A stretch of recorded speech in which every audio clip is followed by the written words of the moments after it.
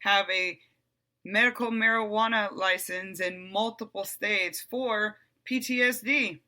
It doesn't get more fucking legal than that. I am on the CURT registry with the government for having severe mental issues. I have been upfront with this since I started this platform that is dysfunctionally functional. So, I'm not reminding all of y'all because y'all been with me since the beginning. Thank you. I am reminding all the kids out there that say this shit to your parents. Now,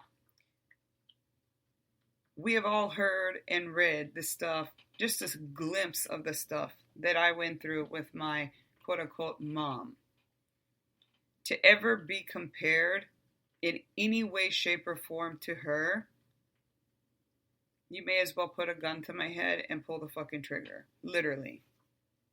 Literally. Bible, no shit, on God, like that is exactly how I feel.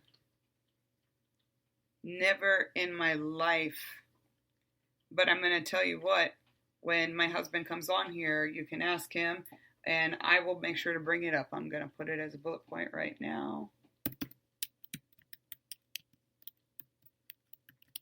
Okay.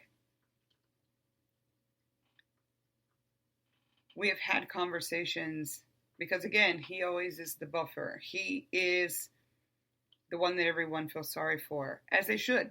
I have never denied that. So where the lies come in, I don't fucking know. But here we go.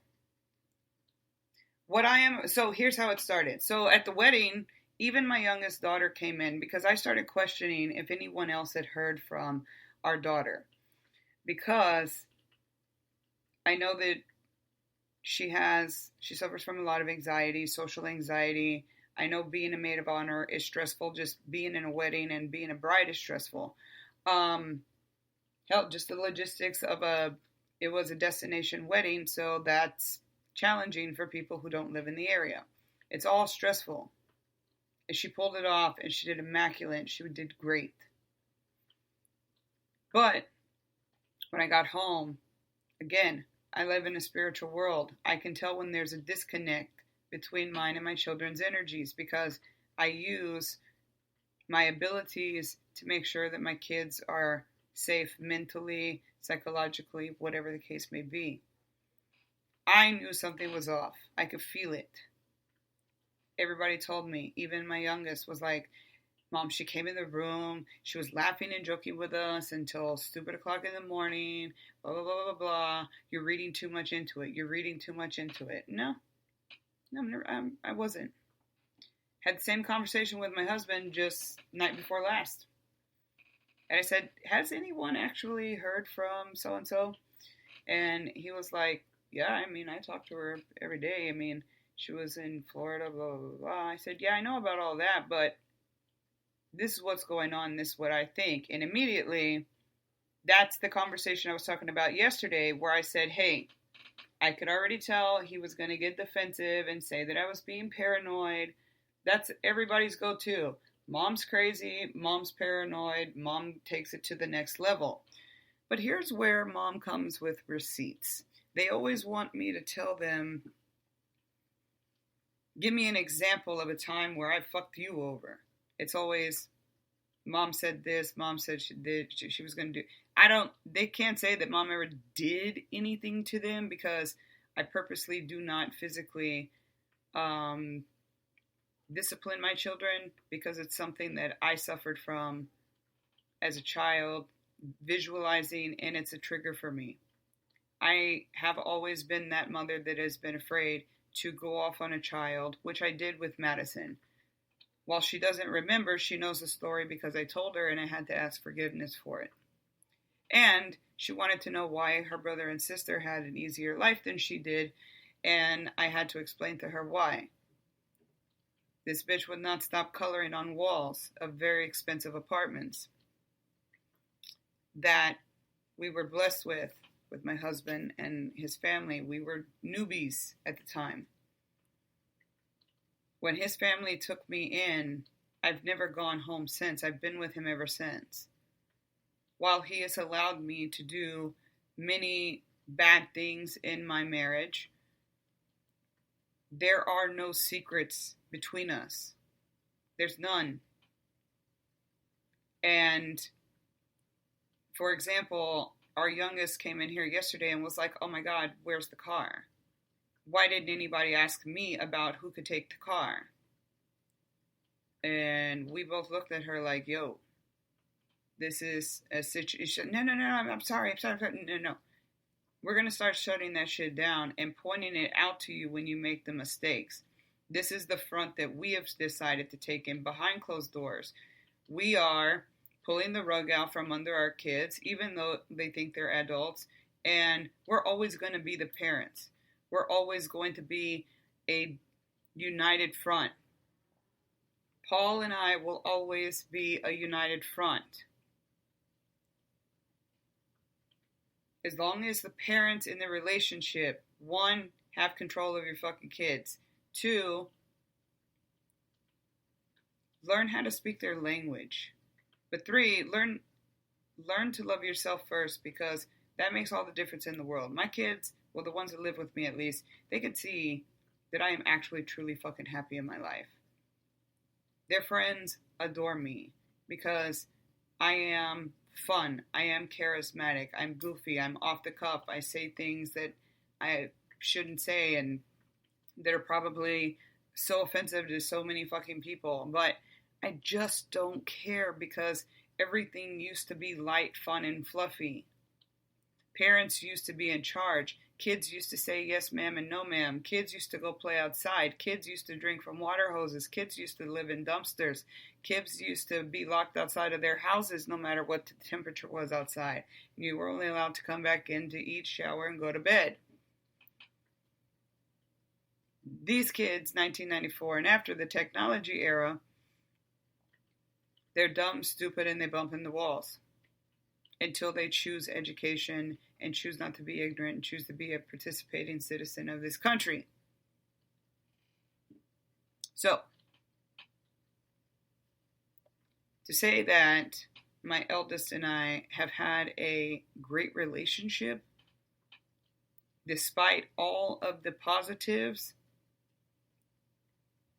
her embellishment of her growing up story is so far-fetched. My husband and I really try to understand where she's coming from, while neither one of us have ever invalidated her feelings.